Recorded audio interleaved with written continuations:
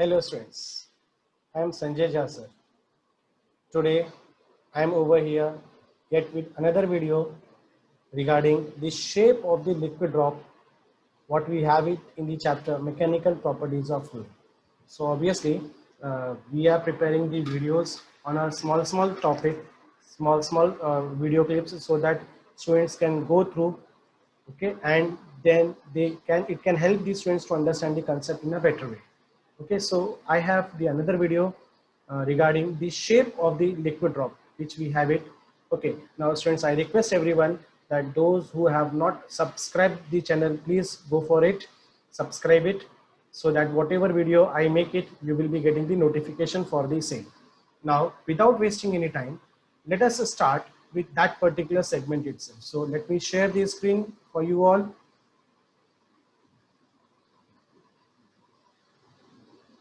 Okay. Now see students, this is what I have in the left hand side. I prepared the column. So this is 1, 2, 3 and 4. Already the skeleton is prepared so that I can save our time. Now if you see the water drop on the leaf, this is the water drop on the leaf. Now see, the water drop on the leaf is in this way.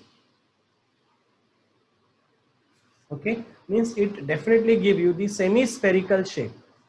Okay, because it tried to get flattened.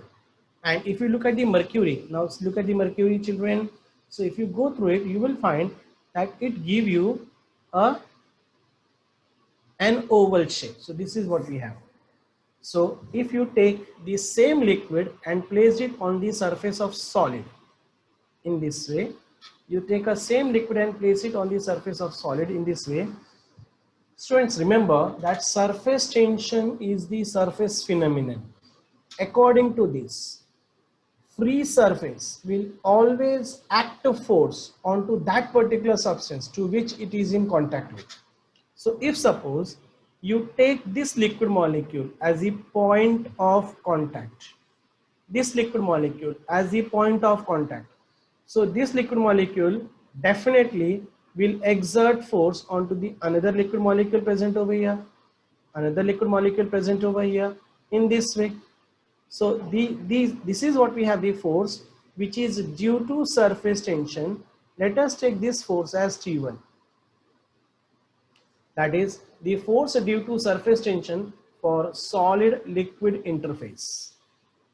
Thereafter, this liquid molecule is even in contact with solid. So this is the solid molecule.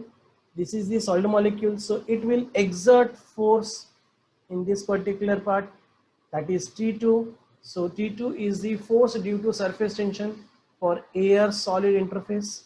And of course, we have in one segment again in air. So in air, let us take the different color. This is what we have. This is what we have. So if you draw a tangent, this is T3. Now by definition, the tangent which is drawn onto the free surface, that tangent will give you an angle of contact. So this is the angle of contact, that is T. Okay, same condition you apply it over here as well.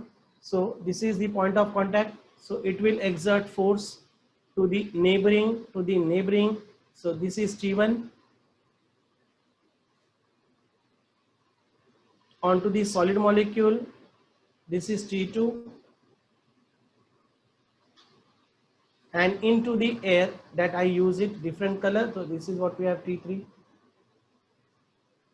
Okay, now this T3 makes an angle. This is theta. So if this is theta, this angle has to be pi minus theta. So I just highlight this particular part. This angle has to be pi minus theta. Okay, so students, because the drop is always formed in the equilibrium condition. So in equilibrium condition, we know that all the force due to surface tension should balance. So if you look at this first part, T1, T2 and T3. So if you draw the projection over here in this way, this will give you T3 cos theta. So we have the balancing condition. I just write it, T2 is equal to T1 plus T3 cos theta.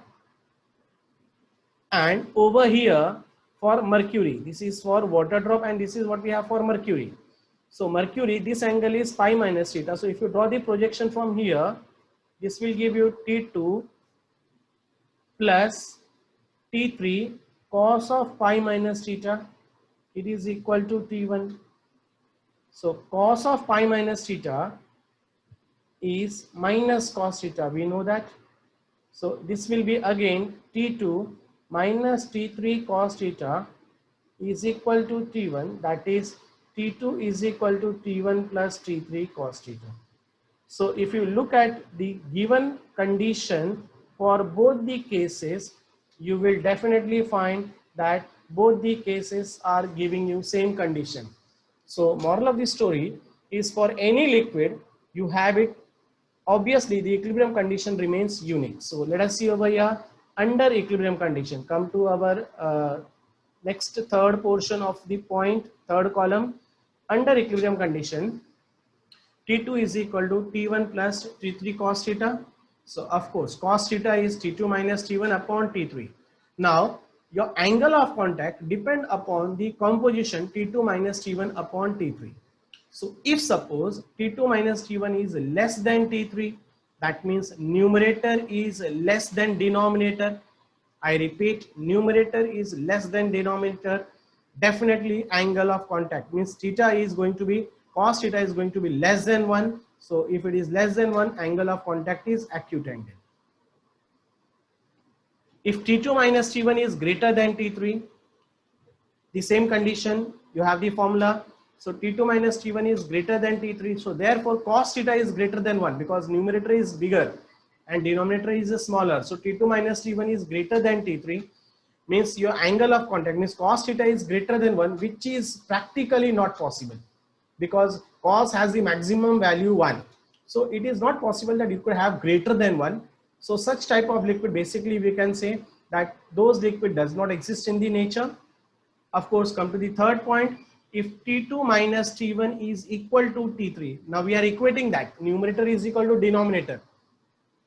So when T2 minus T1 is equal to T3, cos theta is equal to 1, that is theta equal to 0. Because you got theta equal to 0, if angle of contact is constant, make sure that their partners are also fixed.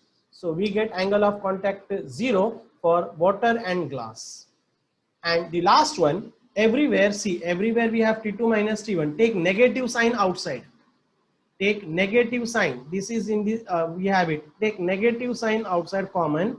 So that makes definitely cos theta negative because that value is going to be negative. So cos theta is negative in our second quadrant. So if you get it in the second quadrant, cos theta is an obtuse angle. This is what we have, a very simple way by which we can decide the shape of the liquid drop. I repeat one more thing, students. See, if you are talking about drops in air or bubbles in air, they are going to be spherical in nature. But if the same liquid drop is placed on the surface of solid, adhesive force is greater or cohesive force is greater. It depends upon nature of liquid. We know that. So if liquid has a nature completely or partially wet solid, it will spread. That means this will give you the scenario in this way as we have it for water. But in case if liquid has a condition that it does not wet, say mercury has cohesive force very stronger. So basically it does not spread. So for that particular part, we have the second condition in this way. Okay. So that's all about the shape of the liquid drop. I hope you will like this video. And of course, do subscribe my channel so that you will get the update. Thank you.